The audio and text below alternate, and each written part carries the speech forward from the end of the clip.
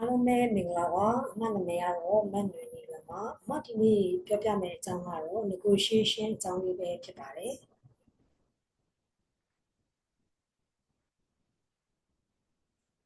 Okay အမတို့ negotiation လေးအကြောင်းကိုပြောမယ်ဆိုလို့ရှိရင် negotiation ဆိုတာဘာလဲပေါ့နော်အမတို့စိတ်ဆက်ညှိနှိုင်းခြင်းအမှုပညာပေါ့စိတ်ဆက်ညှိနှိုင်းခြင်းအမှုပညာဆိုတာအမတို့ပြောမယ်ဆိုလို့ရှိရင်အမတို့ negotiation ဆိုတာ procurement သမားတွေပေါ့နော် procurement supply chain professional တွေအတွက်ကိုဒါတကယ်ကိုမှအရေးပါတဲ့ skills တစ်ခုဖြစ်ပါတယ်အဲ့တော့ procurement profession တိုင်းအနေနဲ့ကိုယ့်ရဲ့လုပ်ဆောင်ရတဲ့အလုပ်တွေပေါ့နော်သူတွေဝယ်ယူရေးပိုင်းဆိုင်ရာတွေမှာညှိနှိုင်းဆောင်ရွက်တဲ့အခါမှာအမတို့ကိုယ်နဲ့ပတ်သက်နေတဲ့ stakeholder တွေကိုအမတို့ convince လုပ်ရပါတယ် convince ဆိုတာသူတို့ကိုနားချပြီးတော့ကိုယ့်ဘက်ကိုတက်နိုင်တဲ့များကိုလိုချင်တဲ့ဥမာပြ quality တွေကိုလိုချင်တဲ့ဈေးနှုန်းတွေကိုလိုချင်တဲ့ engagement တွေပေါ့နော်ဒါတွေကိုအမတို့ရအောင်လို့ကိုယ်နဲ့ပါဝင်ပတ်သက်နေတဲ့ stakeholder တွေအမတို့ influence လုပ်ရပါတယ်ဒါကကျွမ်းကျင်တဲ့ skills တစ်ခုထဲမှာပါတယ်ပေါ့နော်ဒါ negotiation skill ပြီး procurement နဲ့ supply chain သမားတွေအတွက်ပေါ့နော်ဒါမရှိမဖြစ်လိုအပ်တဲ့ skills တစ်ခုပါအဲ့တော့ negotiation ကိုအမတို့ organization တွေမှာလည်းပေါ့နော်တော်တော်များများလေးdrive လုပ်တာတွေ့ရပါတယ် negotiation ဆိုတာအမတို့ပြောမယ်ဆိုလို့ရှိရင် organization တိုင်းပတ်စံကိုဒါ save လုပ်ဖို့လိုပါတယ်အခုလိုခေတ်ကြီးရမှာဒါပိုဆိုးရတယ်ပေါ့နော် business တွေအဆင်မပြေကြဘူးဒီကမ္ဘာလုံး global recession မျိုးဖြစ်နေတဲ့အချိန်မှာ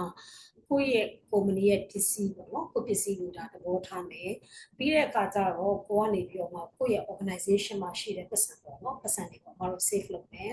ပြီးတဲ့အခါကျတော့ကိုယ့်ရဲ့ organization ကိုမတို့ drive လုပ်ပြီးတော့ဘယ်လိုမျိုးပေါ့နော်ကောင်းမွန်တဲ့ result တွေရအောင်လို့ပယ်ဆောင်လာမလဲပေါ့ဒီ negotiation ကနေပြီးတော့ဒါတွေအမတို့အနေနဲ့အများကြီးပြုလုပ်ရပါတယ်ဆိုတော့ procurement သမားတွေကအမတို့အနေနဲ့ပေါ့နော်အမတို့လိုမျိုး procurement professional တွေတော်တော်များအမတို့နဲ့ deal လုပ်နေတဲ့ third party တွေတော်တော်များရှိကြတယ်ဥပမာအဖြစ် supplier တွေပေါ့နော် supplier ဆရာတော်ဒါအများစု supplier တွေနဲ့အမတို့ negotiation လုပ်တဲ့အခါမှာဘယ်လိုဟာတွေလုပ်ရတယ်လဲဆိုတော့ကိုဝယ်တဲ့ပစ္စည်းပေါ့နော်အဲ့ဝယ်တဲ့ပစ္စည်းဒီအမတို့မှန်ကန်တဲ့ဈေးနှုန်းဖြစ်ရပါမယ်နောက်တစ်ခုကကြတော့ပို့ပြီးတော့ကောင်းမွန်တဲ့ quality မျိုးဖြစ်ရမယ်နော်တကယ်ကိုမှ highest quality ဖြစ်ရမယ်ပြီးတဲ့အခါကျတော့ကိုယ့်ရဲ့ organization ကို overall cost နော် saving လုပ်နိုင်တယ်ဒါမျိုးတွေကိုလည်းအမတို့ကောင်းကောင်း bid လုပ်နိုင်ရပါမယ်ဒါအမအနေနဲ့ပြောချင်တာက procurement အနေနဲ့ပဲဒါပြောချင်တာပါဆိုတော့ကိုနဲ့ကိုရဲ့ third party ကြားထဲမှာပေါ့နော်အမတို့ negotiation တွေကိုဒါပြုလုပ်ကြတဲ့အနေနဲ့ကိုကဘာတွေကိုလုပ်အောင်မလဲဆိုတာကိုနားလည်ဖို့လိုတယ်အဲ့ဒါဒီအဓိကအရင်ရေးပါတဲ့ negotiation skills တခုဖြစ်တယ်ပြောမယ်ဆိုရင် negotiation skill ဆိုတာဒါ soft skill ပေါ့နော် soft skill ပေါ့ဒါဒီကိုယ့်ရဲ့တစ်ဖက် parties ကိုကနေပြီးတော့မှဘယ်လိုမျိုးကိုကနေပြီးတော့မှလွှမ်းမိုးမလဲပေါ့နော်ဘယ်လိုပြန်ပြီးတော့မှသူ့ကိုကနေပြီးတော့မှအနိုင်ရရှိအောင်ပေါ့နော်ကိုလိုချင်တဲ့ဟာတွေကိုရရှိအောင်ဘယ်လိုမျိုးတွေ negotiate လုပ်မလဲပေါ့ဒါတွေကလည်းအရင်ကြီးကြည့်ပါတယ်အဲ့တော့ negotiation ကိုပြောမယ်ဆိုလို့ရှိရင်အမတို့အရင်တော့ပြောတဲ့ဒီ slide တွေမှာလည်းပဲ relationship ကလည်းအရင်ရေးကြည့်ရပါတော့ဒါတူနဲ့တူနဲ့ relationship ကောင်းနေတဲ့ဟာမျိုးတွေဆိုလို့ရှိရင်တချို့ကလည်းမျက်နှာနာတယ်ဈေးမစစ်ပါနဲ့တချို့ကလည်းဈေးစစ်လို့ရပါတယ်ပေါ့။ဘာကြောင့်လဲဆိုတော့ဒါတယောက်နဲ့တယောက်နဲ့လည်း business ကလည်းဒါတူတူ organization တွေမှာဒါလုပ်ချင်တဲ့အတွက်ကြောင့်ပေါ့နော်။ဆိုတော့အမတို့အနေနဲ့ဒီ negotiation ဘိုင်းကိုလုပ်တဲ့အခါမှာပေါ့နော်အမတို့ဘာတွေကိုသွားပြီးလုပ်အောင်မလဲဆိုတော့ကိုယ့်ရဲ့ organization ရဲ့ပေါ့နော် reputation တွေကိုလည်းဒါကြည့်ဖို့လိုပါတယ်နောက်တစ်ခုကကိုယ်နဲ့ပတ်သက်နေတဲ့ third party တွေပေါ့နော်ဒါတွေကိုလည်းပဲအမတို့ကနေပြီးတော့မှအများကြီးစဉ်းစားပြီးလို့လိုပါတယ်။အဲ့တော့ negotiation ဆိုတာအလုံးသိတဲ့အတိုင်းပဲ best value ကိုရအောင်ကိုအမတို့လုပ်မယ်ကိုယ်နဲ့ပတ်သက်နေတဲ့ supplier တွေအားလုံးနဲ့ကိုယ့်ရဲ့ organization အတွက်ကိုရလက်ကောင်းတွေကိုဒါဖန်တီးပေးမှာပေါ့နော်ဒါလေးပါဆိုတော့ negotiation strategy ကိုပြောမယ်ဆိုလို့ရှိရင်အမတို့ပြောလို့ရတဲ့အချက်တွေရှိတယ်ဘယ်ကနေစပြီးပြောမလဲဆိုတော့ preparation stage ပေါ့နော်ပြင်ဆင်တဲ့ဘိုင်းပေါ့ပြင်ဆင်တဲ့ဘိုင်းမှာဘယ်ကနေလာမလဲဆိုတော့ negotiation လုပ်မဲ့သူဒါမှမဟုတ်လို့ရှိရင်ကို negotiation လုပ်မဲ့အကြောင်းအရာဒါတွေကိုကိုကပထမဦးဆုံးဒါကိုရဲ့ subject ပေါ့နော်ဒါကိုလည်းနားလည်သဘောပေါက်ဖို့လိုပါတယ်ကို negotiation စမလုပ်ခင်ပေါ့အဲ့တော့ကိုယ့်ရဲ့ objective တွေကိုကနားလည်မယ်ပြီးတဲ့အခါကျတော့တစ်ဖက်လူဘာလို့ခြင်းလဲတစ်ဖက်သူကဘာတွေလိုအပ်နေသလဲเนาะပြီးတဲ့အခါကျတော့ဘလို့လေးများ potential compromise လုပ်လိုက်လို့ရှိရင်ရနိုင်တယ်လေပေါ့ဒါတွေကိုမတို့ပြင်ဆင်ရပါတယ်နောက်တစ်ခုကတော့ဒုတိယချက်ကတော့ဘာလဲဆိုတော့ building relationships ဒါကတော့ခုနပြောတဲ့ relationship ကိုတယောက်နဲ့တယောက်နဲ့ဒါတိဆောက်ရမယ်ပေါ့နော်တိဆောက်တဲ့အခါမှာလည်း positive relationship တွေနဲ့မတို့တိဆောက်ပြီးတော့ကိုယ့်ရဲ့ကောင်းမွန်တဲ့ရလဒ်တွေကိုရရှိအောင်တယောက်နဲ့တယောက်နဲ့ပူးပေါင်းတဲ့ဆောင်ရွက်မှုမျိုးပေါ့နော် collaboration လိုမျိုး cooperative လိုမျိုးပူးပေါင်းပြီးတော့ပါဝင်တဲ့ဒီလိုမျိုး relationship မျိုးလည်းမတို့ဒါတိဆောက်အောင်ပါတယ်ဒါမှသာလည်းတယောက်နဲ့တယောက်နဲ့တကယ်ကို mutual benefit တွေနဲ့မတို့နှစ်ဖက်စလုံးအတွက်ပေါ့နော်ဒါအကျိုးအများကြီးရှိစေမှာဖြစ်ပါတယ်နောက်တစ်ခုကကျတော့ number 3ချက်ကဒါ interest ကိုအမတို့စဉ်းစားမယ်ပေါ့နော်တချို့ကကျတော့ယာတူကိုစဉ်းစားလို့ရှိသူနဲ့ငါနဲ့ညှိမယ်ဆိုလို့ရှိရင်သူကဘယ်လိုလူမျိုးလဲဘယ်လိုယာတူမျိုးလဲဒါမျိုးတွေအမတို့ဒါအများကြီးစဉ်းစားလို့ရှိရင်အမအနေနဲ့ပြောချင်တာတော့ကို negotiate လုပ်မဲ့သူဒီပေါ့နော်ကို negotiate လုပ်မဲ့သူဒီကိုယ့်ရဲ့ဥမာအဖြစ်လိုအပ်တဲ့ကိုယ့်အတွက်ကို solution ကောင်းကောင်းပေးနိုင်တဲ့သူမျိုးဖြစ်ရမယ်တစ်ဖက် parties ကလည်းပဲပေါ့နော် creative ခုနပြောတဲ့ဖြစ်လာမဲ့ solution တွေကိုကိုကရှာတွေ့ပြီးတော့เนาะတစ်ဖက်လူကလည်းပဲခုနပြောတဲ့ decision making လို့ဆိုင်ရာမျိုးပေါ့เนาะဒါမျိုးလေးတွေမှာ negotiation လိုမျိုးနှစ်ဖက်ဆွေးနွေးတဲ့အခါမှာဒါတွေကလည်းအများကြီးရေးကြည့်ပါတယ်နောက်တစ်ခုကတကယ်လို့များဥမာပြ negotiation လုပ်တဲ့ကိစ္စရက်တွေမှာပေါ့เนาะအဆင်မပြေဘူးဆိုရင်တော့ဘာတွေဆက်လုပ်မလဲပေါ့ plan B ပေါ့เนาะ A မရရင် B ပေါ့A မြရင် B ဆိုတော့လေ okay B မှာဘာလဲဆိုတော့အမတို့ partner ပေါ့ partner ဆိုတော့ best alternative to a negotiated agreement ပေါ့နော်ဒါကတော့အလုံးသိတဲ့အတိုင်းပဲတခုအစမပြေတခုနဲ့ဘယ်လိုမျိုး alternative way လေးနဲ့သွားလို့ရမလဲပေါ့ဒါတွေကတော့ကိုယ့်ရဲ့ကိုယ့်အတွက်ကျိုးဘယ်လို comment ဆိုကျိုးတင်ပြင်ဆင်လို့ရအောင်ပေါ့နော်ဒါလေးတွေလည်းပဲအမတို့အနေနဲ့ဒါပြုလုပ်ထားဖို့လိုအပ်ပါတယ် effective communication ကတော့ဒါအလုံးသိတဲ့အတိုင်းပဲ negotiation ပြုလုပ်တဲ့အခါမှာအမတို့ပေါ့နော်အရင်တော့အမတို့ဆရာတွေလည်းပြောနေကြစကားတစ်ခုရှိတယ်အမတို့ရဲ့သင်ခဲ့ရတဲ့စာတွေရဆိုလို့ရှိရင်ကိုကကြီးပဲပြောတာမျိုးတွေမလုပ်ပါနဲ့ကိုကနေပြီးတော့နားထောင်နေသူ active listener ပေါ့နော် active listener ဆိုတော့ကိုကနားထောင်နေသူမျိုးဖြစ်တာပိုကောင်းတယ်ကိုကကြီးပဲပြောတဲ့အခါကျတစ်ဖက်လူကကိုယ့်အကြောင်းကိုပိုသိသွားတယ်ကိုကနားထောင်နေသူဆိုတော့သူပြောတဲ့အကြောင်းအရာတွေကိုက view တစ်ဆိုင်နားထောင်ခြင်းအဖြစ်ပို့ပြီးတော့ပေါ့နော်သူ့ရဲ့အချက်တွေကိုကပို့ပြီးတော့သိနိုင်တယ်အဲ့အတွက်ကြောင့်မို့အမတို့အနေနဲ့နားထောင်ဖို့လည်းလိုပါတယ်နော်ဆိုတော့နောက်တစ်ခုကဘာလဲဆိုတော့ဒီစကားပြောတဲ့အခါမှာလည်းပဲကိုကနေပြီးတကယ်ဟိုမှာကြည်ကြည်လင်လင်တိတိကျကျနဲ့ပေါ့နော်ကိုမေးချင်တဲ့မေးခွန်းတွေဒါတွေအကုန်လုံးနားလည်မှုလွဲတာမျိုးမဖြစ်စေဘဲနဲ့မှန်မှန်ကန်ကန်မေးဖို့လည်းလိုပါတယ်ဒါမှသာလည်းတယောက်နဲ့တယောက်နဲ့ပေါ့နော်ဒါအထောက်အကူဖြစ်စေမှာဖြစ်ပါတယ်ဒါကတော့ negotiation လေးရဲ့ strategy ပေါ့နော်Okay အဲ့တော့ negotiation ကိုအမတို့လုပ်မယ်ဆိုလို့ရှိရင်စစ်ကနေချမှတ်ထားတဲ့ပေါ့ rules and regulation တွေရောပေါ့နော်တခြားသော negotiation ဘိုင်းလေးတွေလည်းအများကြီးရှိပါတယ်အဲ့တော့အမတော့စစ်ကဟာပဲအဓိကထားပြီးပြောရဲဆိုတော့ negotiation ရဲ့ rules က9မျိုးရှိတယ်ပေါ့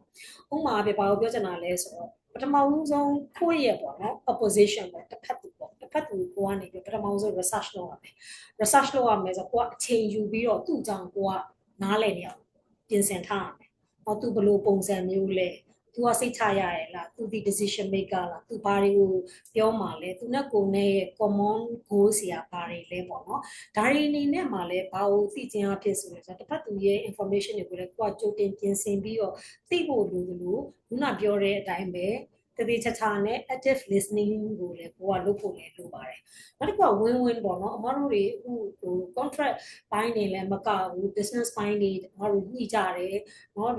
ဒါတွေဒီအမဒါ procurement အနေနဲ့ပြောတာပေါ့နော်ခုနပြောတဲ့တခြားသောအခြေရေးတွေအိမ်တော်ကြီးတွေဒါတွေလည်းအများကြီးရှိပါတယ်ဒါတွေလည်း negotiation ဘိုင်းတွေရဲ့ involvement တွေလည်းအများကြီးလိုပါတယ်လူတူးနဲ့ဆက်ဆံရေးမှာကိုယ်ကကြီးပဲအနိုင်ရလို့မဖြစ်ပါဘူးဒါကြောင့်မလို့အမတို့ negotiation လုပ်တဲ့ဘိုင်းတွေမှာဆိုလို့ရှိရင်အပိုင်းတွေအများကြီးရှိတယ်ဘယ်လိုပုံစံမျိုးတွေနဲ့ negotiation လုပ်လဲအမတို့ win win ကိုပို့ပြီးတော့သဘောကျတယ်ဘာလို့ win win ကိုသဘောကျတာလဲဆိုတော့ဒါတယောက်နဲ့တယောက်နဲ့ညှိနိုင်တယ်ပေါ့နော်သူလည်းမရှုံးကိုလည်းမရှုံးဒါ relationship တွေမှာဒါအားလုံးသိတဲ့အတိုင်းပဲဒါမျက်နှာတနဲ့ကိုယ့်ဘက်ကလည်းကိုဘယ်လိုခေါ်မလဲ short တင်တာရေ short မယ်သူ့ဘက်ကလည်းသူ short တင်တာရေ short မယ် relationship ကိုဒါမပြတ်စည်းစေဘဲနဲ့ maintain လုပ်ပြီးတော့မှာပေါ့နော်အမတို့အနေနဲ့ကိုလိုချင်တဲ့ objective ကိုလိုချင်တဲ့ goals ကိုရအောင်မျိုးပေါ့နော်ဒါလိုမျိုးပြီးတာလေးကိုအမတို့ဝင်းဝင်းလို့ခေါ်တယ်ဒါနှုတ်နှစ်ပတ်သူလည်းအဆင်ပြေတယ်ကိုလည်းအဆင်ပြေတယ်နှုတ်နှစ်ပတ်စလုံးလည်းစိတ်ကျင်နေကြတယ်ပေါ့နော်ဒါလေးကိုအမသဘောကျတယ်ဒီဝင်းဝင်းကိုအမသဘောကျတယ်ဆိုတော့ active listening ကတော့ခုနပြောတဲ့အတိုင်းပဲ rules တွေထဲမှာ ကိုပြောမဲ့ပေါ့နော်ကိုပြောမဲ့စကားကိုကိုကနေပြီးတော့ကိုကြီးပဲပြောနေမယ်ဆိုတစ်ဖက်သူရဲ့တစ်ဖက်ပါတီဆက်ပြောတဲ့စကားတွေကိုလေးလေးနက်နက်နဲ့နားထောင်ပေးရမယ်ပြီးတဲ့ခါကျတော့ပေါ့နော်သူ့ကိုလည်းပဲသူဘာတွေဖြစ်ချင်တယ်လဲသူဘာတွေပြောချင်တယ်လဲဆိုတဲ့ဟာတွေကိုလည်းကိုကနားထောင်ပေးရမယ်ဒါတွေကလည်းပဲအရန်ရေးကြည့်ပါတယ်တစ်ဖက်သူကိုကိုကနားလည်မှသာလေကိုအနေနဲ့ကိုပြန်ပြီးတော့ပေါ့နော်ညှိနှိုင်းတဲ့အခါမှာလည်းပဲput it in the other shoes ပေါ့နော်ကိုယ့်ရဲ့တစ်ဖက်သူရဲ့ shoes ကိုကိုဝင်ပြီးတော့နားလည်ပေးခြင်းအဖြစ်ကိုဒီလည်းပဲညှိနှိုင်းတဲ့အခါမှာတစ်ဖက်သက်လိုမျိုးညှိနှိုင်းခြင်းမဟုတ်ဘဲနဲ့သူ့ဘက်ကိုကနားလည်ပြီးတဲ့အတွက်ပို့ပြီးတော့လေ negotiation လုပ်တဲ့ပိုင်းတွေမှာအများကြီးထိရောက်ပါတယ်နောက်တစ်ခုကတော့ build trust ပေါ့နော် build trust ဆိုတာ building trust ဆိုတာတော့ဒါအားလုံးရေးကြည့်ပါတယ် trust တစ်ခုကိုရတယ်ဆိုတာယုံကြည်မှုဆိုတာပြောမယ်ဆိုလို့ရှိရင်တော့ခဏလေးနဲ့တိဆောက်လို့ရတဲ့အရာတွေမဟုတ်ဘူးเนาะ negotiation ဆိုတဲ့ထဲမှာလည်းပဲအဲ့ဒီ trust ကအရန်ကိုမှအရေးကြီးတဲ့ဒါ key တစ်ခုပေါ့ပြောမှဆိုလို့ရှိရင်ဒီ building trust က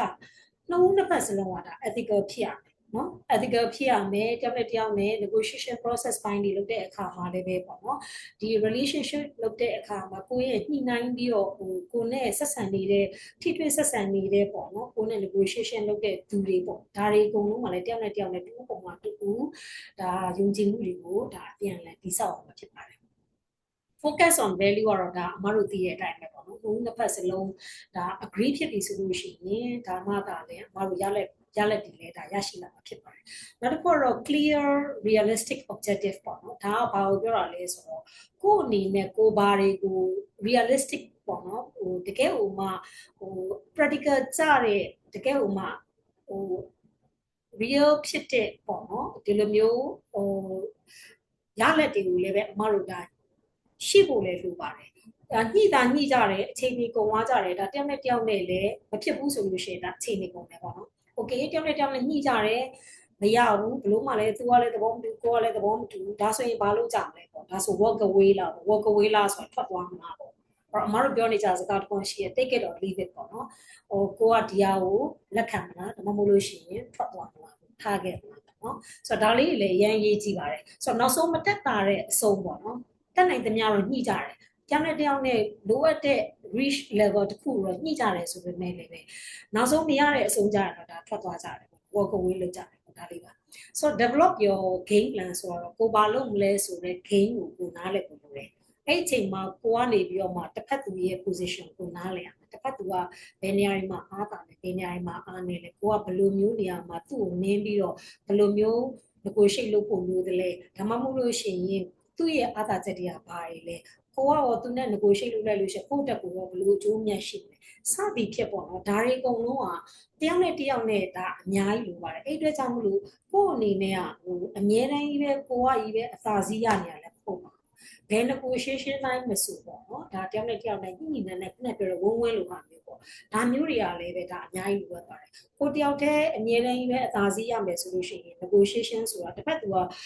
နောက်ဆုံးတက်တာတယ်ဆိုတော့လိုက်ရလောက်ရပေးမယ်ပေါ့နော်သူလိုက်ရောတယ်ဆိုပေမဲ့လည်းသူ့မှာစိတ်မသက်မသာနဲ့ဒါ business ကိုလုပ်နေရမယ်ဒါမှမဟုတ် relationship တွေမှာရှိနေမယ်ဆိုရင်လည်းဒါအဆင်မပြေနိုင်ပါဘူးဒါကြောင့်မလို့တက်နိုင်တဲ့များနှုံးနှစ်ဖက်ပေါ့နော် two parties ကနေပြီးတော့မှ compromise လုပ်တာတွေเนาะတယောက်နဲ့တယောက်နဲ့ဘယ်အရာကိုပဲမဆိုလုပ်တဲ့အခါမှာ trade off တွေအများကြီးရှိနိုင်ပါတယ်ဒါလေးတွေကိုအမတို့ဒါစူးစမ်းပြီးတော့เนาะ negotiate လုပ်တဲ့အပိုင်းလေးတွေပါဒါကတော့အမအနေနဲ့ပြောချင်တာကတော့7 rules of negotiation ပါအမအနေနဲ့ကျေးဇူးတင်ပါတယ်အခုလိုနားထောင်ပေးတဲ့အတွက်ပါ thank you ပါရှင်